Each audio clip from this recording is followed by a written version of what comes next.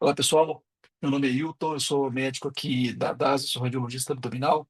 E o que eu vou apresentar aqui para vocês agora é o funciona o nosso exame de ressonância metabólica, tá? Do abdômen. Então, rapidamente, eu vou mostrar um caso recente e como que a gente vai, o que que a gente vai apresentar nesse caso, tá bom?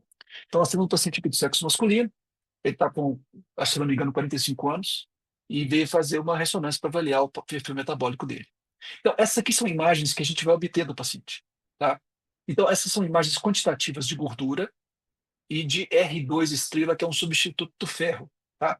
Então, aqui a gente já começa vendo, por exemplo, o próprio programa, alguns aparelhos dão uma quantificação do fígado inteiro, tá? Mas por ela ser, às vezes, um pouquinho fora do padrão, a gente geralmente marca dois ROIs grandes, pegando o lobo esquerdo e direito, e dá uma média desses dois ROIs. Então, aqui está 65, que a gente divide por 10, dá 6,5 a 7% de gordura, para o normal, mais ou menos de 5,8 a 6. Então, está com esteatose limítrofe, esse paciente. Esse aqui é o R2 estrela. Então, no aparelho de 1,5 Tesla, o R2 estrela vai até 75, seria o normal. Então, ele está com 86, ele está com uma leve sobrecarga férrica nesse fígado, que é praticamente borderline. Isso aí a gente consegue quantificar a miligrama por grama de ferro por uma curva de calibração que dá em torno de 2 miligramas por grama por normal de 1,8, tá? Aqui a gente pode medir o ferro em qualquer órgão também. Então, vamos supor, eu posso ver o baço. O baço está com 80 por normal de 69. Então, na verdade, isso aqui deve ser um componente de hemosiderose. O ferro não está no hepatócito, está na célula de Kupfer. Então, isso é uma hemosiderose menos problemático, por exemplo, do que um componente de hemocomatose primária, por exemplo. Outro aspecto que a gente pode avaliar aqui também seria, por exemplo, como é que está a qualidade do osso. Então, o osso tem 38% de gordura e cerca de 150 de R2 estrela, o que está normal, não tem sinais de osteopenia nesse paciente, tá? E também medir a gordura no pâncreas, que vai ao normal de 64, 6,4%, e aqui ele está 2,5%, então normal também do pâncreas, tá? Todos esses são marcadores que a gente obtém com esses pacientes, tá? Para poder avaliar como é que está o grau de gordura e ferro deles, tá? É importante lembrar que esse exame não vai contraste, a gente não faz todas as sequências. A gente faz geralmente um T2 e uma difusão para ver se existe alguma normalidade focal grosseira, tá? A gente tem uma sensibilidade boa para ver normalidades focais, mas, no entanto, se a gente achar alguma alteração que a gente acha que necessite de contraste, é sugerido ao paciente fazer um outro exame. Porque aqui a gente está valendo só o perfil metabólico do paciente, tá bom? Um aspecto interessante seria, por exemplo, também do que a gente consegue nessa gordura. Então, a gente consegue, aqui eu vou passar um pouquinho para cá, ó, a gente consegue avaliar também como é que está o perfil dele de gordura do subcutâneo e visceral.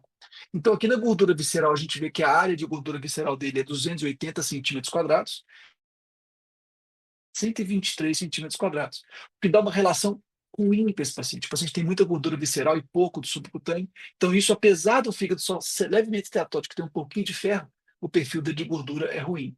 E temos também a massa de músculo nesse corte aqui, que está em torno de aqui, ó, 141 centímetros quadrados, e ele tem a altura do paciente, pode calcular o índice também. Então, isso tudo vai como uma performance desse paciente. No futuro, esperamos a gente ter algum padrão, por exemplo, para ver o tanto de gordura que tem no músculo, que pode ajudar a gente a definir outros fatores prognósticos, tá? Por enquanto, não. E, finalmente, claro, a gente também calcula também, ver a elastografia desse paciente, né? Então, por exemplo, aqui a gente pode ver como é que está a rigidez do parênquima hepático, por uma técnica que chama elastografia, né, que a gente vai ver aqui como é que o paciente está, e a gente calcula esses valores de rigidez do fígado, o que desse paciente está normal aqui pelas ondas e pelo mapa de rigidez do fígado. Então a gente consegue ver isso também, tá? No final, o que a gente obtém, o laudo que a gente vai apresentar para os senhores é mais ou menos esse daqui, ó. Vou só mudar aqui para a gente poder ver o relatório, tá? Que seria mais ou menos esse daqui. Relatório de ressonância magnética, avaliação metabólica. Então a gente vê aqui como é que é a avaliação. Então, gordura temos 7%, que eu falei, a concentração de ferro um pouquinho aumentada para o normal de 1,8, e a rigidez do parênquima normal. Aqui vem um gráfico para mostrar onde estão esses índices, tá? Para mostrando para vocês o que está borderline aqui, o que está esteatose leve e o que está normal. Gordura pancreática, área de gordura visceral e subcutânea, com a relação um pouquinho maior do que o esperado para os indivíduos do sexo masculino. E aqui uma área de massa muscular um pouquinho menor, mas com uma relação de índice normal para a altura desse paciente, que mede 1,68 m. Os achados adicionais não temos nada, tá?